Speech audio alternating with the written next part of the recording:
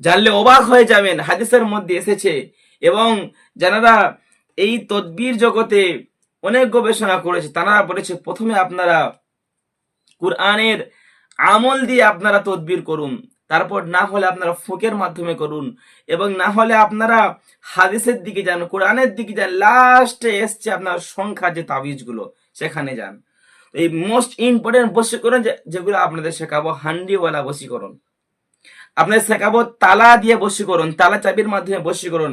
আপনার তালা একটা নদীতে ফেলতে হবে, চাবি আর একটা নদীতে ফেলতে হবে। চাবি আর তালা যেমন কোনোদিন কেউ খুলতে পারবে না, তেমনি আপনাদের বশীকরণ কেউ কোনো দিন নষ্ট করতে পারবে না। আমাদের এখানে সমস্যা, আমরা বশীকরণ করার পর মাত্র 4-5 দিন 1 সপ্তাহ কাজ হচ্ছে, আবার বশীকরণটা 1 মাস 2 মাস পর কেটে যাচ্ছে।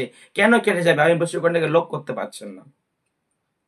এই ধরনের সমস্ত বশীকরণ যেগুলো রয়েছে, আরো ইত্যাদি মায়াবী বশীকরণ